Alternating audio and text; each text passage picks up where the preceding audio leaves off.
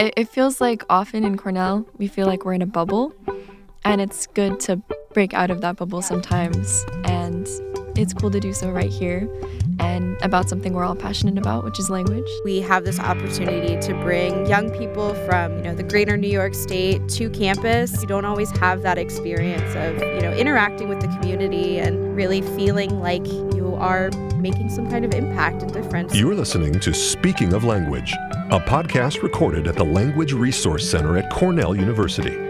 Each week, we explore a topic related to language pedagogy and second language acquisition.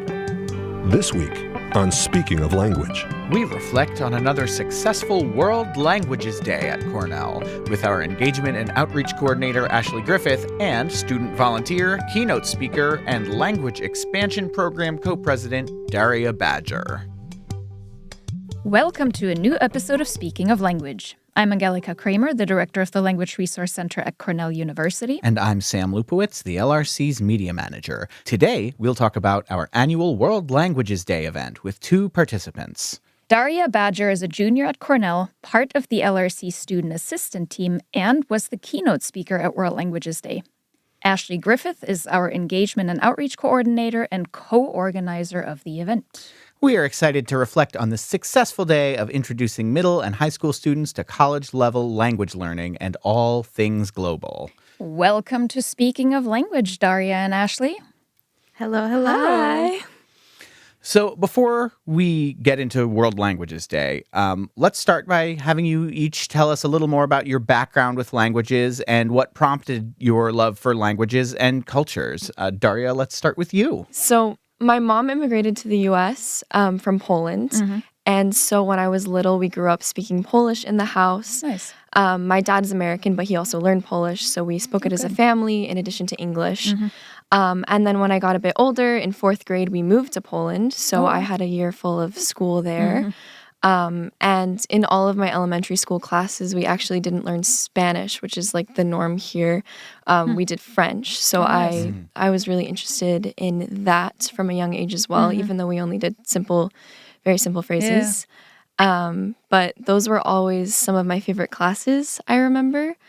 And then later on, during the pandemic, I decided I had a lot of free time and I was kind of bored and I wanted something to do. So I decided to start learning Mandarin and self-study that. And so I would go online and find all these different YouTube video tutorials and people would teach me how to pronounce things online, stuff like this. I downloaded apps for tracing Chinese characters. Oh, cool. Oh, that's awesome. And then later on, we had a family friend, like a year later, we had a family friend who grew up in China until she was about 15. Mm-hmm. So I asked her if she would sort of private tutor me. Oh, nice, yeah. So I went to her house 2 times a month, and we would just practice speaking for an hour, which I think was really useful because a lot of the stuff online that I was looking at was reading, writing, stuff like this. Sure. And then I just fell in love with it, and I wanted to go to a school with a really good Mandarin program, and here I am. Yay, Cornell. We landed Daria. I like it. That's great. Awesome. And Ashley, we know you already introduced yourself on the podcast earlier this semester, but let's get a little refresher on your background. Of course. So I actually come from a secondary education background. I was a German teacher in central Pennsylvania at a high school prior to coming and joining the LRC. So I've always had a passion about languages, specifically teaching and sharing them with others. I got my own personal language interest also from my family background. My grandmother, meine Oma, kommt aus Deutschland. She was German. Sehr schön. Yeah. And her heritage inspired me to start learning German. Luckily, I was blessed to go to a school district where I could start learning in 7th grade. I know that's not as common around here.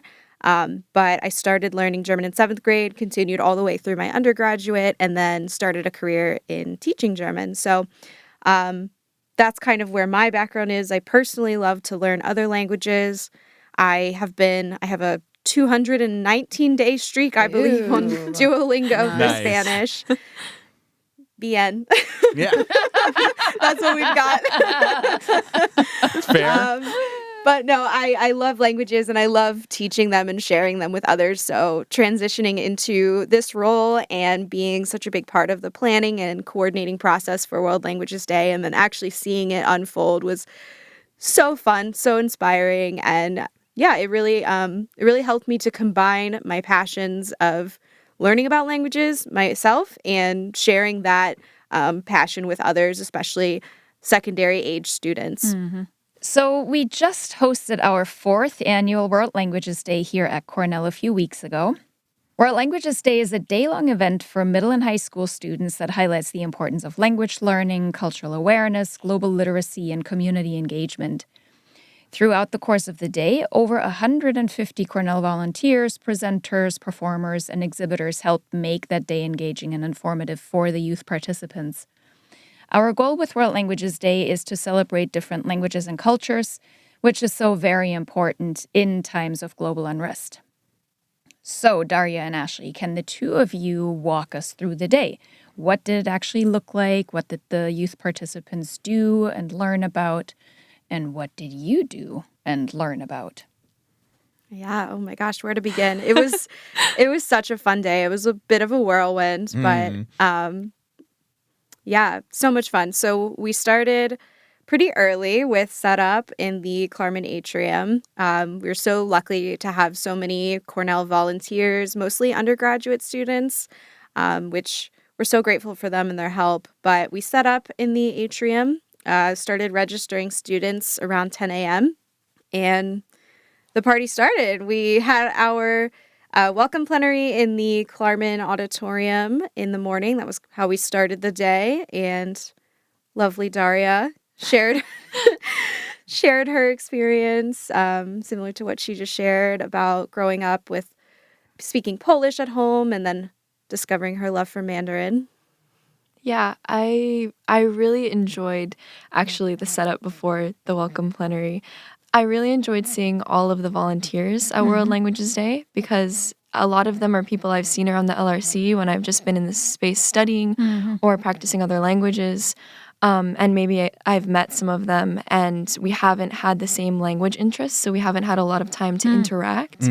But on World Languages Day, we could really talk about it, talk about why we're so excited about the event, and really sit down later and talk with some of the kids who attended as well. Yeah, it's interesting that you share that because one of the volunteers, their feedback was actually that they enjoyed being surrounded by people who shared the same interests. So it was really cool to just bring everybody together that is passionate about languages in one space and share a mission, share a purpose. Well, and especially because so many of the volunteers come from so many different majors and colleges where normally our paths would not necessarily cross, right? So seeing that there are so many students at Cornell who share that passion and who are willing to spend a Saturday with youth participants to get them excited about language and culture learning as well is really And I think really that's nice. also really cool for the students that come because they can see that you don't have to necessarily just be a language nerd. You can have all of these different interdisciplinary interests and all of these different areas that you study and still have language be an important aspect of your life. So I think it's important for them to see that, especially from college students, because that's going to be the next stage of their life. Yeah, absolutely. So what else did the students experience throughout the day? During the welcome plenary, they received instructions about how the rest of the day was going to unfold. There was an info fair, which was really cool. We had like clubs and programs from Cornell each set up a table that talked about the mission of their program, their goals. And I think it was really cool for students to see, especially the clubs, what they could be involved in the future. Yeah, and before the info fair and lunch, the students went to their first session, and the sessions were so cool. The presenters were super engaging. They had a lot of fun. A lot of the students reflected that they enjoyed the ASL presentations, as well as the French, the Ukrainian. There were just so many cool languages and less commonly taught languages too, which is again so important because most schools around here, they have Spanish, they have French, maybe they have German. And for the kids to be exposed to things that they wouldn't necessarily get at their school is really important and really shows them what opportunities are available. Yeah, and Angelica actually asked, like in the welcome portion, which languages people were studying. She had people raise their hands for different languages, and there were people who were learning less commonly taught languages in the I area. was impressed by that too. Yeah, I wonder how much of that was self-study versus, just family exposure. It'd be interesting to get feedback on that. Yeah. During the lunch, we also had performances by 2 Cornell groups in the Klarman Auditorium, one being Cornell Loco, which is a Korean K-pop dance group, and one being Cornell Shimta, which is a Korean drumming group. And their performances were so engaging. Yeah. So fun. I was in the Loco performance and I was just watching the kids' faces and they were so impressed and they were like oohing and aahing along with the dancers, and also the energy that those performers brought. I was so impressed. They were like cheering each other on, and it was just beautiful to see a celebration of culture and music and dance and language and yeah, it was awesome. And there were also sessions where students actually got a chance to learn some of those K-pop dances. And from what I heard, they really enjoyed that as well. Yeah, it sure looked like it. Yeah, and I think what's really important is that while not all of the youth participants might select Cornell as an institution of higher education, I think an event like this showcases what are general resources and also possibilities on a university campus. So Daria mentioned all the wonderful student organizations during the info fair too. We had the Kendo Club and they did demonstrations. And I mean, when do you ever get the chance to hit someone with a stick over the head? I mean, not as often as I'd like. Yeah. I saw like when they first like hit the stick onto someone. Yeah. When they first hit someone, all the kids' faces like turned towards that. And their faces were wide. Loud. Couldn't miss it. Yeah, I mean, what a way to get someone's attention. Absolutely. Yeah, but no, absolutely, Angelica, like showing them just what resources in general are available at an institution of higher education. Like so many students were interested in the study abroad session and then the study abroad table at the info fair, because that's something that's going to be available to them at most institutions. And, seeing that and hearing experiences from people who have studied abroad, especially Daria's in her address, that's really inspiring. And me personally, I know you shared it on Saturday, but me personally studying abroad was the most impactful experience of my life. So to encourage them to also have that experience is such a cool thing. Ashley, this is your first World Languages Day at Cornell.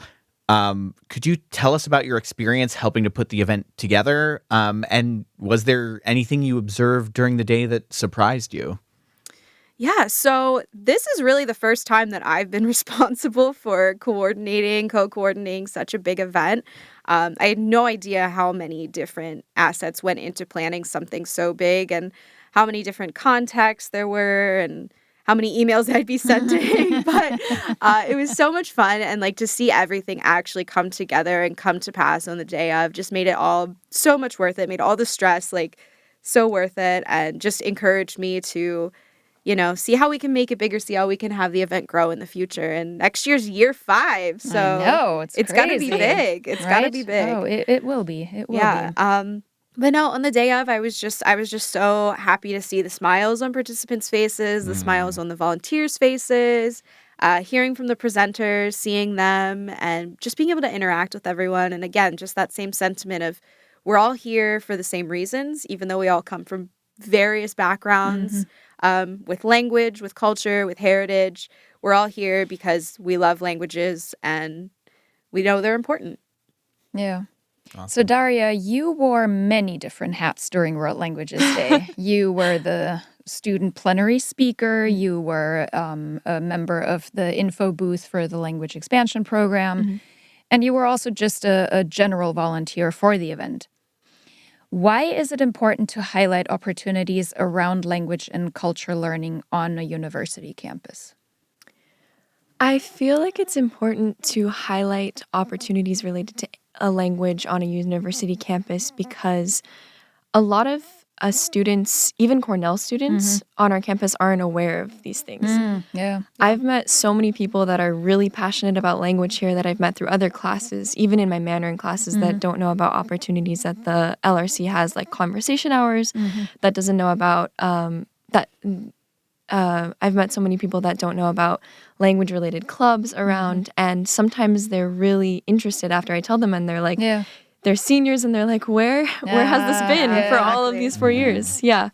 I think that's a really important aspect of getting together and just having so many booths dedicated to showing other students what's around. And especially for the high school and middle school students, just showing them that there's a variety. There's so many different opportunities that you can choose from. I think it's a great thing. Yeah. Yeah. Is there anything that you learned at World Languages Day? Anything you didn't know about already? Yes, I talked to the lovely people from our museum, and they told me that there are workshops monthly that Cornell students and just anybody can participate in. Cool. There's one for pottery this month. Nice. And I've always been interested in making pottery, and I didn't know that was offered, and I think it was really cool, and I'll definitely be looking at those opportunities in the future. Yeah, nice.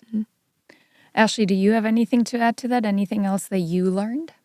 I learned some numbers in ASL. There you go. That's good. Yeah, I'm not going to demonstrate them because that's not something you can hear. Yeah, not an effective for an audio medium. It's true. But it was just so much fun, and I was all over the place on that day. My legs were sore for the few days after, but yeah, I don't know. I just learned how beautiful it is when many parties come together to make something happen, and how awesome it is to be a part of something like that. Nice. Awesome. So what would you each tell folks about why they should join World Languages Day next year, or why they should volunteer? I think that a really great reason why people should volunteer is to meet fellow Cornell students that are passionate about similar things, and we said before, that maybe you wouldn't run into just because of different majors, class schedules, you're interested in different languages. And I think it's a really great way to make community and to meet the lovely staff of the LRC and to also talk with them. You flatter us. Yeah, I would agree. Also, just especially from the volunteer perspective, why should you volunteer? It's so important to be involved with the greater community, and the fact that we have this opportunity to bring young people from the Ithaca area and from the greater New York State to campus, and to interact with them in such a positive way and in such a stimulating and fun environment, I think is so cool for undergraduate students. We don't always, if you're stuck on campus, you don't always have that experience of, interacting with the community and really feeling like you are making some kind of impact and difference. So I think that that's a really big piece of the day, and something I hope that we can continue to carry forward. I agree. It feels like often in Cornell, we feel like we're in a bubble, and it's good to break out of that bubble sometimes. For sure. And That's very true. it's cool to do so right here and about something we're all passionate about, which is language. So, yeah. Yeah, nice. What are your personal plans for continuing your own journeys with languages in the future? I would like to continue with some of my self-study. I'm also interested in potentially taking some classes at Cornell. I have the opportunity. I'd love to learn American Sign Language. I think that really would open up a world of communicating to so many more people that I don't currently have access to. Continuing to learn Spanish. Hopefully one day I'll know more than just bien. But yeah, as many languages as I have the brain capacity for would be great. I agree with that. I would, as many languages as I have the brain capacity for as well would be great. I personally want to focus on improving my Polish. It's been a while since I've formally studied in it or studied the language. So, and I would love to continue practicing with my mom and my grandparents and just speaking with them. I would also, I'm planning on taking the upper level Mandarin classes next year at Cornell. And then that will conclude all of the courses offered at Cornell. Amazing. But also continuing to like read books and stories outside of class and converse with people. And another language I would be really interested in learning is... I've thought about this a lot. I can't decide. There's too many. But I think I'm really interested in learning Spanish as well because I never really had a formal Spanish class for more than a month in my education. And I feel like it would just be really cool. Yeah. And I feel like once you open up the world of Romance languages, you have so many that kind of just like bleed into each other. And on the road to being a polyglot. There we go. Daria, do you see yourself using any of the languages that you are learning in a future profession? I think what I was really interested in, my major is computer science. What I was interested in and looking at right now actually are internships in Warsaw. Okay, So cool. cool. Yeah. And these wouldn't necessarily, the internships would be in English, but the surrounding, like the community, a lot of people there speak Polish. Yeah, you'd be immersed. So Oh, that'd be so cool. Yeah. Such a beautiful city. that'd be a cool opportunity. Fantastic. Well, it's been great talking with you both about the very successful World Languages Day we had this year. But before we sign off, let's please have each of you share a word with us in a language you speak, love, are learning, want to learn, that feels good to say. What is that word, and who wants to start? I have to go with the German words again, just because there's so many that are just so satisfying to say. And this one is one of I've heard the most complicated ones to say for an English speaker. Eichhörnchen, squirrel. We have plenty of those on campus. So That's Oh, true. indeed we do. I tried to say this in the office the other day and it turned out miserably. Yeah. How about you, Daria? My word is a Polish word that's often it's just often on lists of difficult words to pronounce. And it means a blade of grass, Okay. I believe.